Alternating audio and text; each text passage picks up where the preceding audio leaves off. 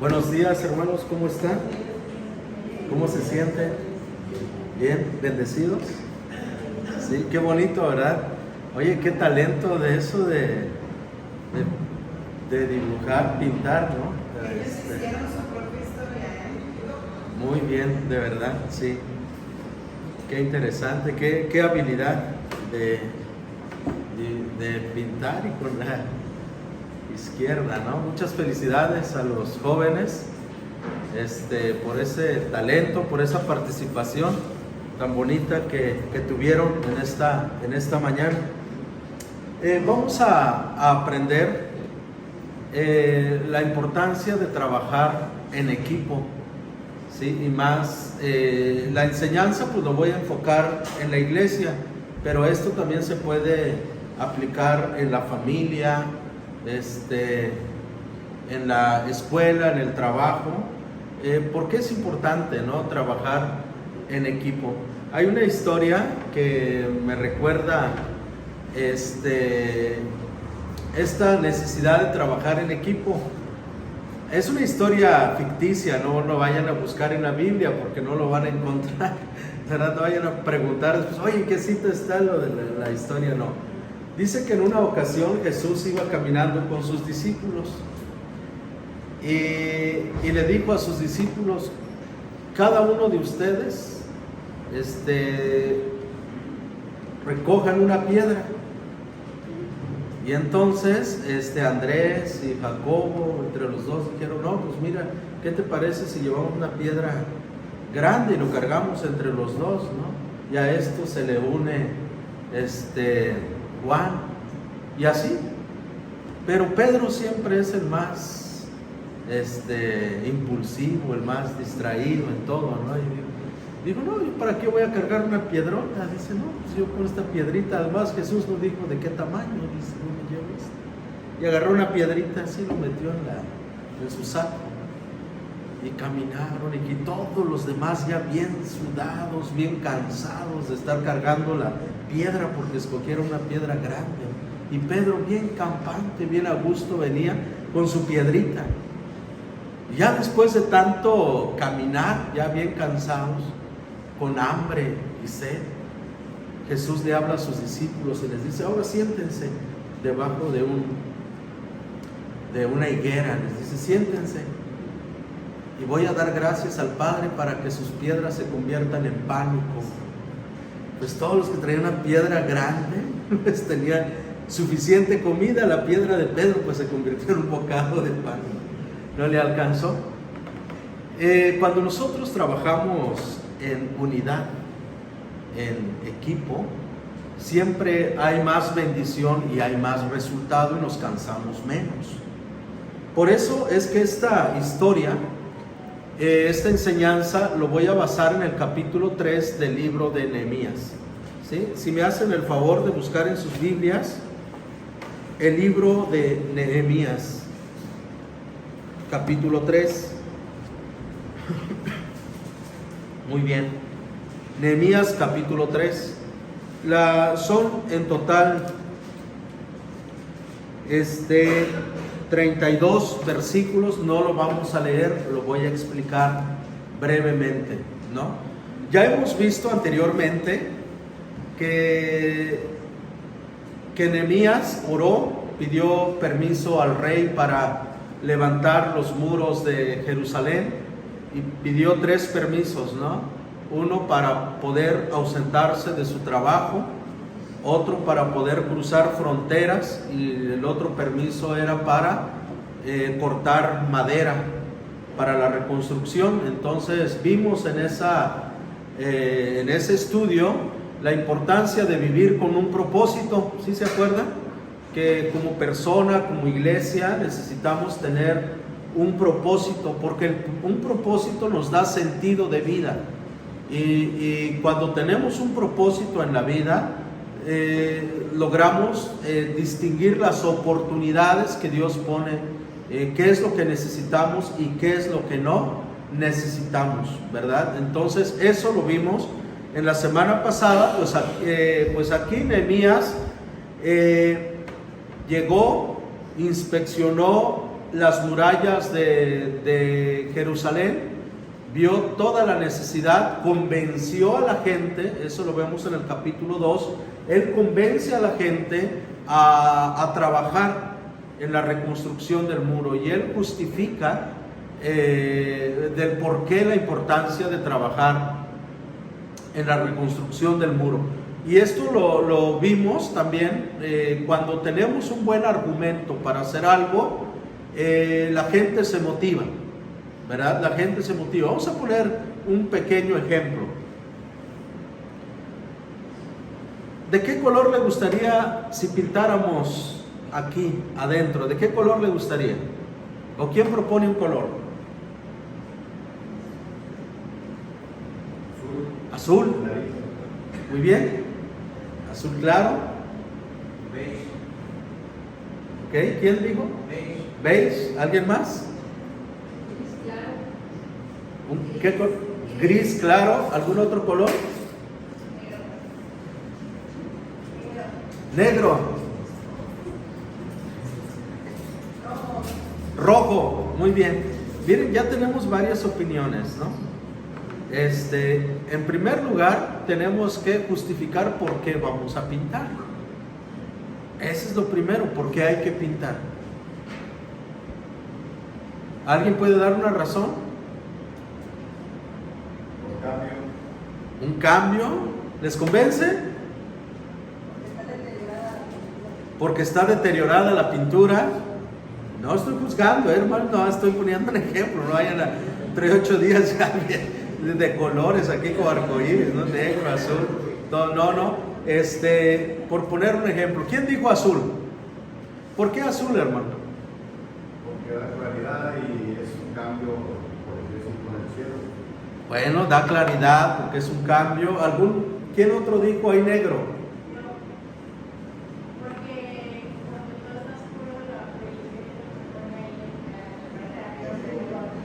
Ok, fíjense hermanos, si ahorita estuviéramos decidiendo de qué color pintar, ya tendríamos varias propuestas con argumentos, ¿no? ¿Quién dijo gris?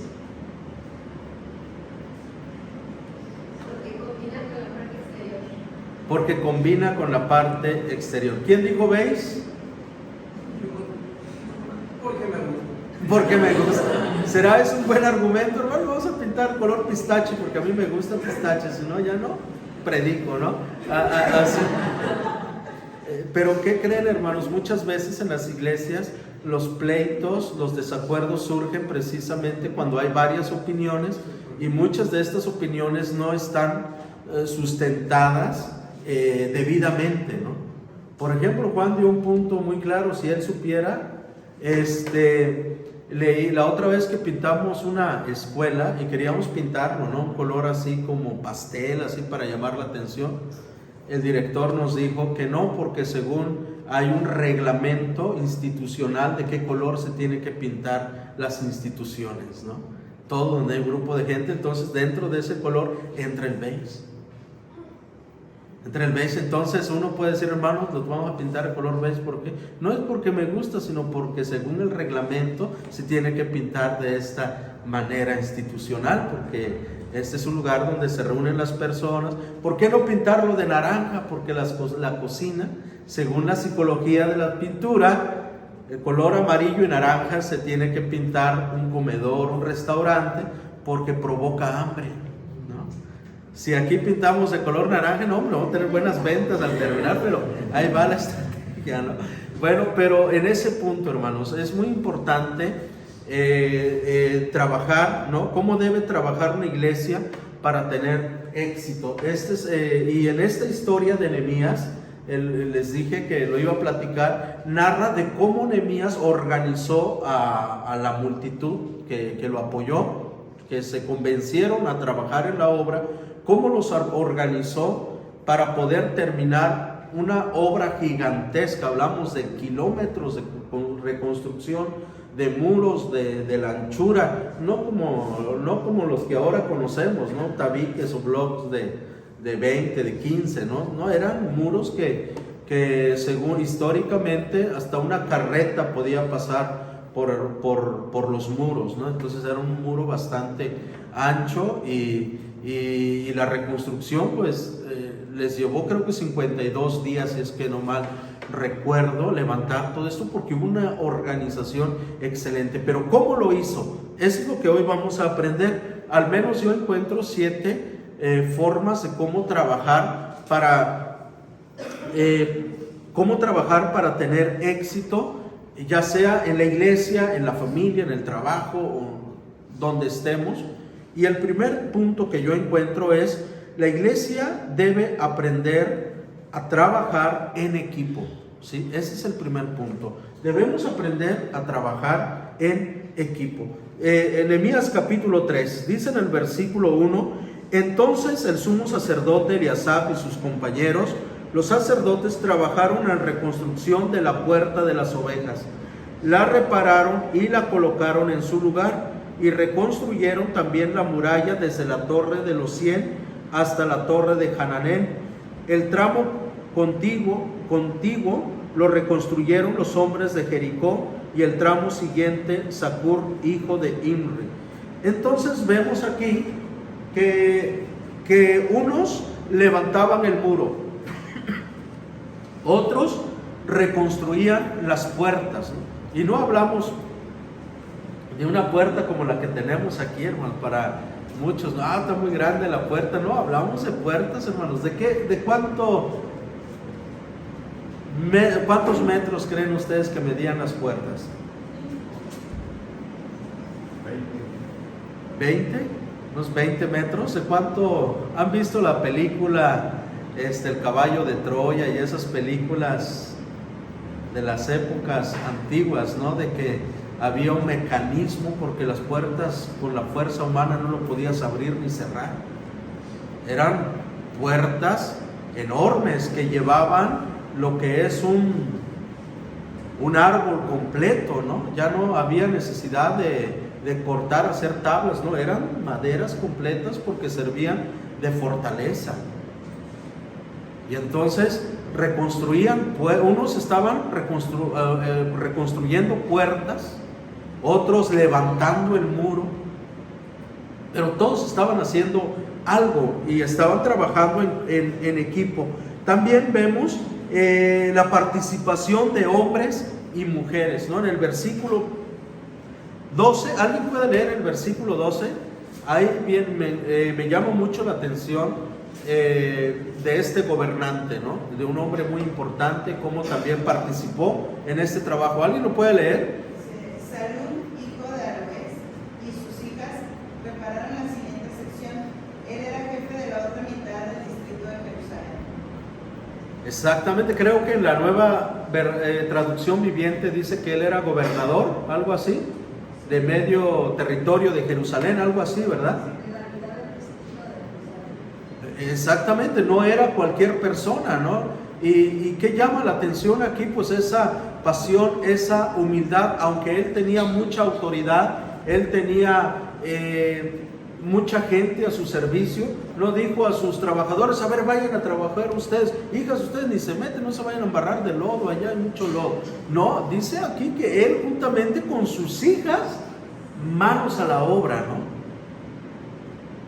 Es muy interesante notar esto, cómo ellos participaron en la reconstrucción de Jerusalén. También la palabra de Dios dice que participaron personas con diferentes oficios. En el versículo 32 no pusieron excusas, no dijeron: es que yo no sé nada de carpintería, menos de albañilería, ¿cómo le voy a entrar? Dicen que algunos eran artesanos, plateros, ¿no? Sí, ¿verdad? Es lo que dice en el versículo 32, ¿está conmigo? Y el sector que va desde allí hasta la puerta de las ovejas lo reconstruyeron los plateros y los comerciantes. ¿Sí están en el versículo 32? ¿Sí? Entonces, ¿qué vemos aquí? Vemos un trabajo en equipo, un trabajo donde todos participaron en la reconstrucción del muro. Pero ¿saben cuál es clave en esto, hermanos? La clave está en transmitir una buena visión a las personas. Ellos sabían lo que tenían que hacer. Cuando como familia, como persona, como iglesia, no tenemos en claro hacia dónde vamos y qué es lo que queremos hacer, es cuando hacemos de todo un poco y a la vez no hacemos nada. Pero cuando tenemos en claro lo que vamos a hacer, a qué nos vamos a dedicar, a dónde Dios nos está guiando, entonces todas las oportunidades que nosotros vemos suman a conquistar la meta y el propósito por el cual nosotros estamos haciendo las cosas. Por eso es muy importante, yo les invito, yo sé que ustedes tienen su tiempo de oración, incluyan ahí esta petición: Señor, danos una visión y un propósito como iglesia. Muéstranos hacia dónde tú nos quieres llevar.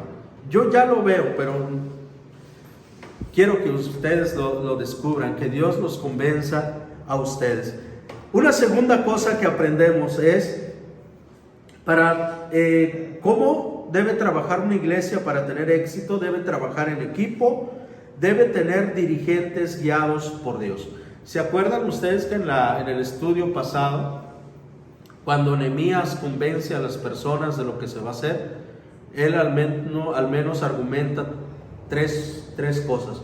Dice, número uno, dice él: ustedes saben la ruina en la que estamos, las puertas están quemadas, los muros caídos. Y luego le dice, y también ustedes saben cómo la gente se burla de nosotros, cómo se burlan de nosotros. Y el tercer argumento que él da es: Dios me ha dicho qué es lo que tenemos que hacer. Entonces es muy importante tener dirigentes guiados por Dios, ¿verdad? Personas a quienes Dios les ha dado la visión hacia dónde ir.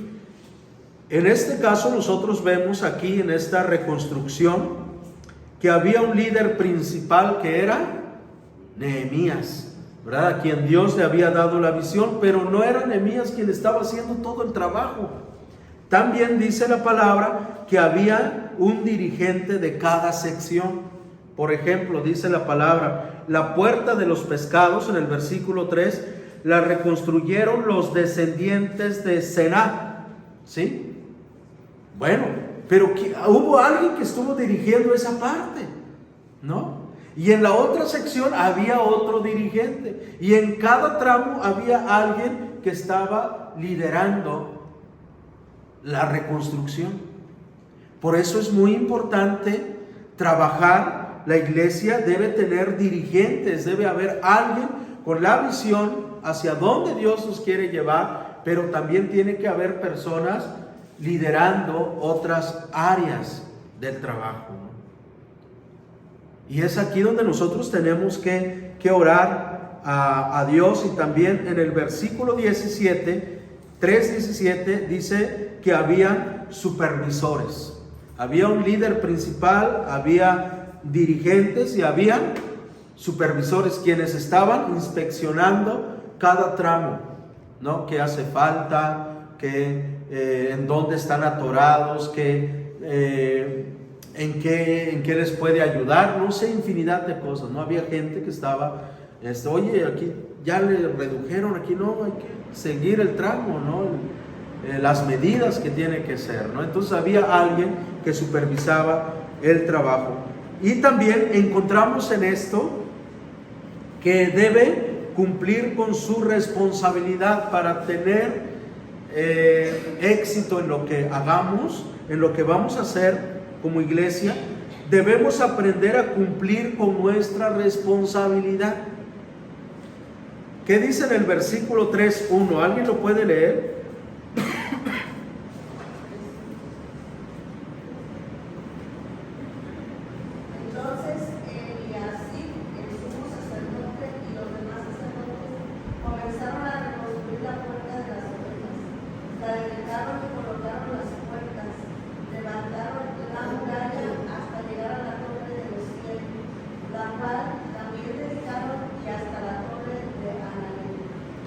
Muy bien, y también dice en el 3, la puerta de los pescados lo reconstruyeron los descendientes de Sená. Colocaron las vigas y pusieron la puerta en su lugar con sus cerrojos y barras. Entonces vemos aquí que ellos hacían un trabajo completo, ¿no? Terminaban su trabajo, no lo dejaban a medias, cumplían con esa responsabilidad. Pero más notorio es en el versículo 5. En el versículo 5 hay un dato muy interesante. ¿Alguien lo puede leer? Contiguo a ellos estaban los habitantes de Tecoa, aunque sus líderes se negaron a trabajar con los supervisores de la construcción. Ok, los de Tecoa reconstruyeron el siguiente tramo de la muralla, aunque sus nobles no quisieron colaborar con los dirigentes. Miren, el hecho de que había unas personas que no querían sujetarse al liderazgo, esto no fue impedimento para que terminaran la obra que les había tocado. Ese debe ser el carácter de alguien que lidera, ¿sí? No debe ser una persona berrinchuda, decir, como nadie quiere trabajar, yo por qué lo tengo que hacer, y dejar botado el trabajo, imagínense. No, un líder tiene que dar la cara. Y esto, yo no sé, hermanos, si ustedes batallan con lo del aseo, pero eso es algo que nosotros siempre hemos batallado como iglesia en asear el espacio de reunión, ¿no?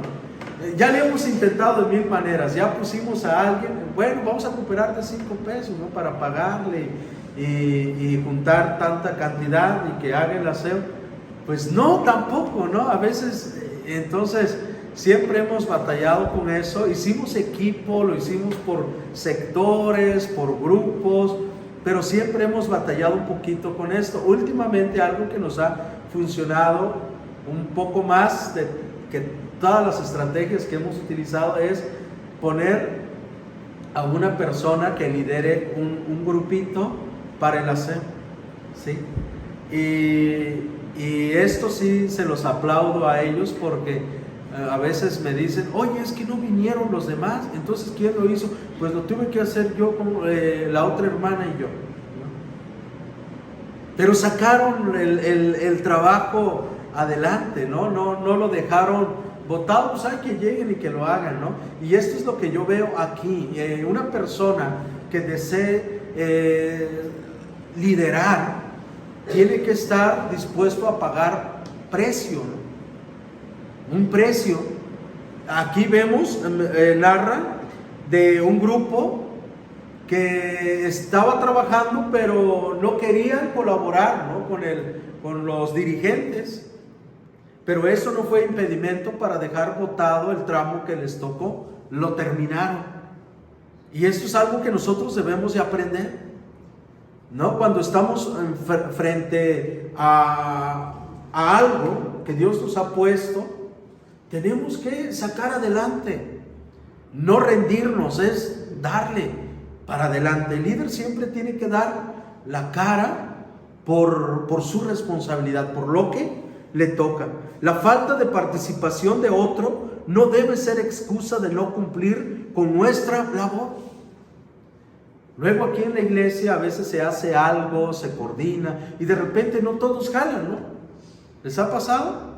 Estoy especulando, espero que no pase, ¿no? Pero de repente, pero no por eso voy a dejar de sacar adelante el trabajo. Tengo que ver la manera de cómo sacar adelante el trabajo. Aquí está Ruth también, ¿no? Que lidera un grupo y de repente, como en todo pasa, hay gente que promete y después no responde, pero no por eso se va a detener la obra, ¿o sí? No, tenemos que seguir adelante, tenemos que cumplir con esa visión y con ese propósito que Dios nos ha mostrado, porque Él es el que nos va a respaldar. Y también vemos en estos versículos, en el capítulo 3, que debemos, para tener éxito, para trabajar y tener éxito, tenemos que dar más de lo que podemos dar, ¿sí? Y esto lo vemos aquí en este relato de Nehemías. Algunos no solo repararon puertas, sino que también reconstruyeron muros. ¿Sí? Imagínense, ahorita pues hay motosierras, hay maquinarias bien sofisticadas para trabajar en obras pesadas, ¿no? En aquella época pues no, la herramienta pues era más rústica, implicaba más esfuerzo humano. Imagínense, yo nada más me pongo a pensar en elaborar una puerta de una magnitud que sobrepasa tanto el tamaño, la fuerza. Hablamos de toneladas de peso, ¿no? Y lo trabajaron, lo diseñaron y tenía que cuadrar la puerta. Nosotros hace 3 semanas pusimos una puerta en la casa entre el carpintero y yo. Mire, lo pusimos, lo volvimos a quitar porque no cerraba, no cuadraba el marco. Él dice es el albañil, el otro dice no, porque es el herrero, ¿no? Pero al final quedó, y esa era una puerta sencilla, hermanos. Ahora imagínense una puerta de ese tamaño, cómo sujetarlo, o sea, era ingenio. Ahí hubo, participaron, ¿qué? Carpinteros, artesanos, en el diseño, herreros. O sea, implicó un trabajo en equipo, un trabajo de mucha coordinación. Y no dijeron ellos, ya me cansé de hacer esa puerta, ahora ya terminé mi parte, el otro que haga lo suyo. No, dice la palabra que algunos, terminando de reconstruir la puerta, todavía se aventaron otro tramo de muro. Eso es lo que vemos aquí. Dice la palabra del Señor en el versículo 13: la puerta del valle la reconstruyeron Hanún y los habitantes de Zanoa, y la colocaron en su lugar con sus cerrojos y barras. Levantaron también 500 metros de muralla hasta la puerta del basurero. Medio kilómetro, hermanos, de muro. Después de construir la puerta, no se conformaron con eso, sino que dieron un poquito más. Cuando nosotros entendemos esto, que trabajamos para el reino de Dios, que trabajamos para Dios, hermanos, no debemos de conformarnos con lo que nos toca. Si podemos hacer un poquito más, pues hay que hacerlo. Y esto también aplica en la familia, con los hijos. A veces la mamá dice, hija, lava los trastes. Ah, bueno, no me dijiste los platos de la comida, no me dijiste que los sartenes también, ¿verdad? Entonces, bueno, pues hay que dar un poquito más. No debemos, siempre la persona que da un poquito más cabe en cualquier lugar. ¿Sí han notado eso? El que da un extra siempre va a caber y siempre va a ser de buen testimonio. Y donde quiera, las puertas se le abren. ¿Sí? Aprendamos esto, ¿no? Entonces, debemos aprender a dar más de lo que podemos, ¿no? No debemos limitarnos a lo que nos toca si en nuestras posibilidades está dar un poco más, ¿no? Y esto lo aprendemos con este grupo de personas que trabajaron en la elaboración de la puerta. Terminando, todavía reconstruyeron 500 metros de muro, ¿no? Eso implicó pues, trabajo, esfuerzo, inversión también en todo esto. Bueno, ¿qué más aprendemos de Nehemías capítulo 3? Aprendemos también que debemos hacer las cosas con entusiasmo. En el versículo 20, los que traen la Nueva Traducción Viviente, lo leen por favor, Nehemías 3:20, si lo pueden leer juntos. Ahí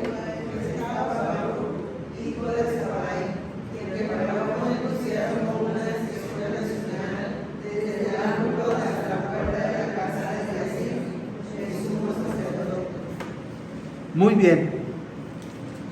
Es el único que se menciona que trabajó como con entusiasmo. Los demás como que no dicen, ¿no?, cómo trabajar. Pero a este en particular a lo mejor fue tan notorio su participación que lo hacían con gozo, con alegría, a lo mejor hasta cantando estaban trabajando, ¿no? Y dice la palabra, o lo describen aquí, que ellos reconstruyeron, estuvieron trabajando, dice en el 20, donde ustedes leyeron, dice, el tramo siguiente, es decir, el sector que va desde la esquina hasta la puerta de la casa del sumo sacerdote Eliasib, lo reconstruyó con entusiasmo Baruch, hijo de Zabai. Con entusiasmo. ¿Qué quiere decir esto? Que lo hizo con pasión, con alegría, con gozo, ¿no? Cuando hay entusiasmo, se da más de lo que se pide. Cuando hay entusiasmo, hacemos las cosas con gusto. Pero muchas veces participamos en la iglesia, en la familia, cuando vamos a hacer algo, a veces lo hacemos no porque tenemos que hacerlo, pero no lo hacemos con alegría, no hay esa motivación, ese gozo para hacer las cosas. Luego dice, el sector que va desde la puerta de la casa de Eliasib hasta el extremo de la misma lo reconstruyó Meremot, hijo de Urías y nieto de Cos. ¿Verdad? El entusiasmo viene cuando lo que hacemos es para Dios, ¿no? Cuando trabajamos siendo consciente que todo lo que hacemos aquí en la iglesia, en la familia, en el trabajo, cuando lo que hacemos es para Dios, entonces hay entusiasmo en nosotros. El monje Martín Lutero dijo que una mujer puede adorar a Dios mientras ordeña la vaca, ¿no? Entonces, en aquellos tiempos, en el siglo XVI, pues un trabajo que a las mujeres no les gustaba hacer, pues era precisamente ordeñar la vaca, porque implicaba ir en el potrero, y con el frío que hace, y hay que ir de madrugada para ordeñar la vaca, y pues a lo mejor esto era un trabajo un poco molesto, ¿no?, para hacer, pero Martín Lutero habló desde su contexto, dijo que aún ese trabajo, cuando se hace con alegría, con gozo, se está adorando a Dios. Y lo dijo él basándose en la carta de los Romanos, cuando Pablo dijo, ya sea que coma, ya sea que beba, hagan todo para el Señor, ¿verdad? Entonces, todo, desde que usted está preparando, guisando para su esposo, para sus hijos, si lo hace con alegría, usted está adorando a Dios. Acuérdense que la adoración es un estilo de vida, que adoramos a Dios en todo cuanto hacemos, ¿no? No se reduce únicamente en alabanza. Muchas veces pensamos, voy a adorar a Dios porque estoy escuchando un canto, porque estoy cantando, ¿no? Esa es una parte de lo que implica la adoración. La adoración es un todo, desde mi trabajo, desde lo que yo estoy haciendo. Si lo hago como para agradar al Señor, entonces hay paz, hay alegría en mi corazón. Y casi estamos terminando. La participación también debe ser general, ¿sí? Debemos participar todos. ¿Cómo vamos a poder tener éxito como iglesia? Pues participando todos,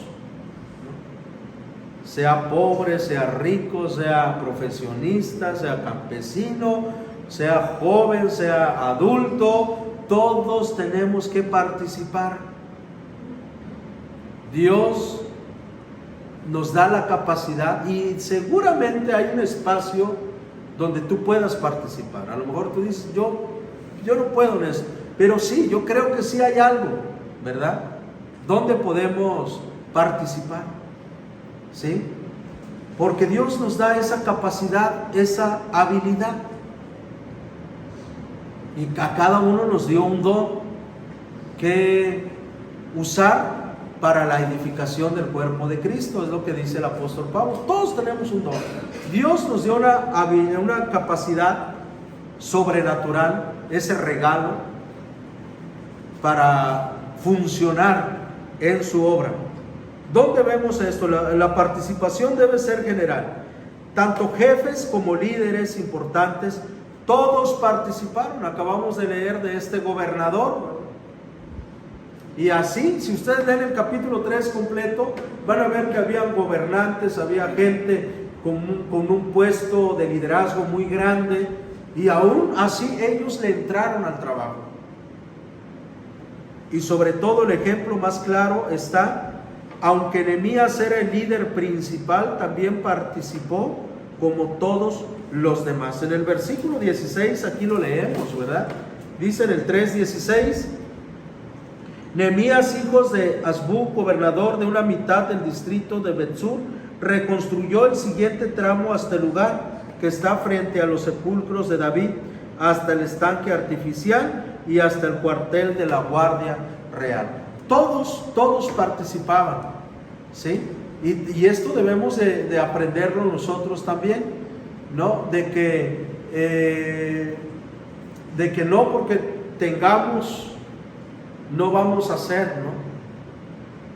Jesús nos puso el ejemplo cuando le lavó los pies a sus discípulos.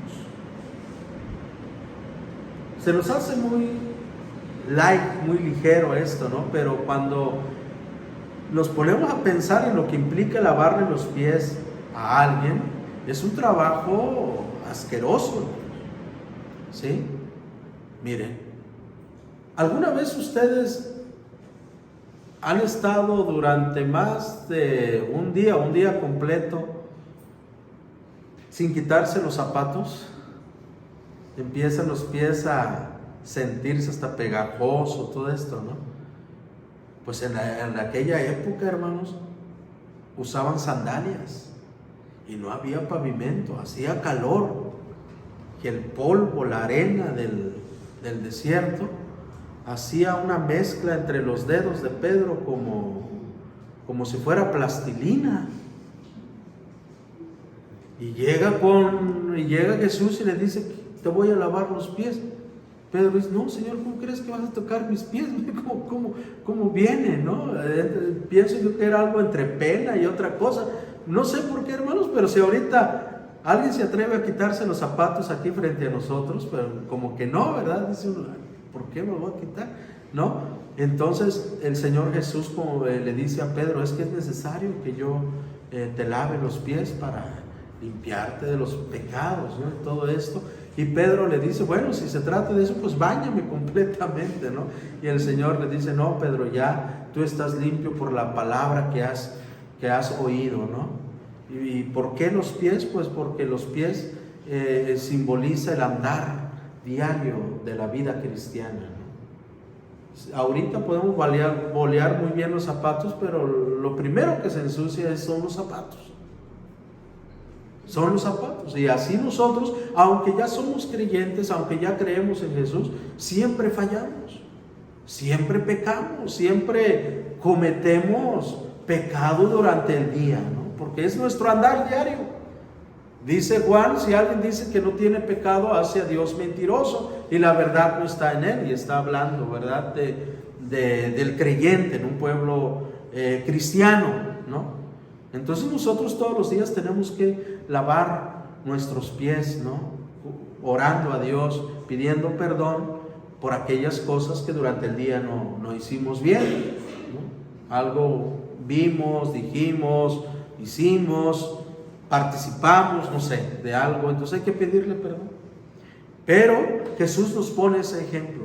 A él no le importó humillarse, mostrando su humildad a lavarle los pies a sus discípulos, ¿no? Entonces nosotros también tenemos que aprender esto. ¿Por qué? Porque aquí vemos que Nehemías y otros gobernantes pues no se sintieron menos al agarrar una escoba, al agarrar el lodo, carrear piedras y todo lo que implicó la reconstrucción del muro. Así también nosotros, ¿no? Tenemos que ser humildes y mostrar ese ejemplo. No se nos va a caer la mano por tomar una escoba, ¿no? A nadie se le ha caído la mano tomar un trapeador, hacer algo, ¿verdad? Entonces tenemos que aprender que la participación debe ser general, Allá en la iglesia siempre hemos hablado, porque hay hermanos que son comerciantes, que son empresarios o algo así, ¿no? Y se les hace fácil, hey, tú ve a hacer el aseo en mi lugar, ¿no? Y así, de esa manera, o sea, se les hace fácil.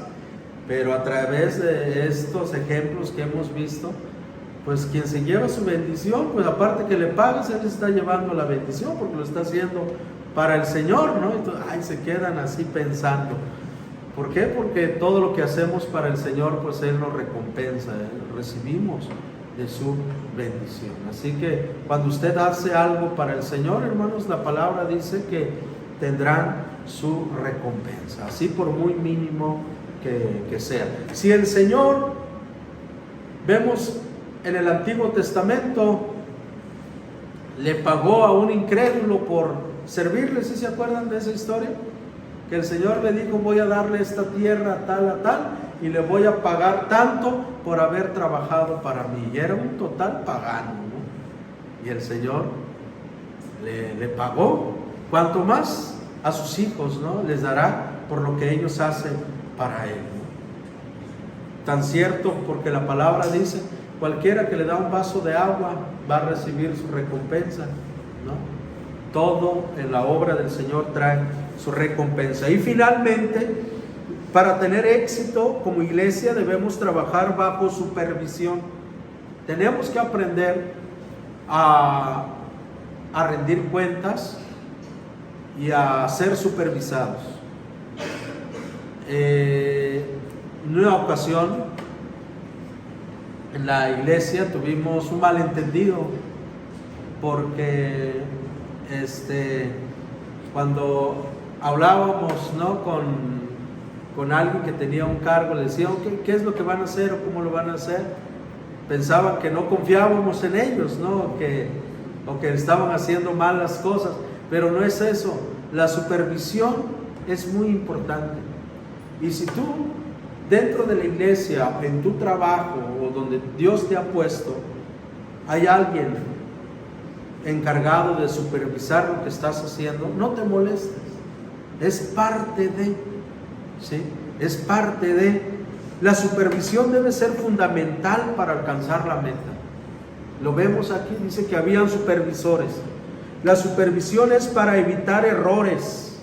La supervisión ayuda a mantenerse informado sobre el avance y dificultades en el trabajo. Es muy importante la supervisión. Esto es algo esencial para alcanzar el éxito, ¿no? Y esto es lo que vemos aquí en este capítulo 3 de Nehemías. ¿Cómo debe trabajar una iglesia para tener éxito? En primer lugar, debe trabajar en equipo. Debe tener dirigentes guiados por Dios. Debe cumplir con su responsabilidad. Debe dar más de lo que puede dar. Debe hacer las cosas con entusiasmo.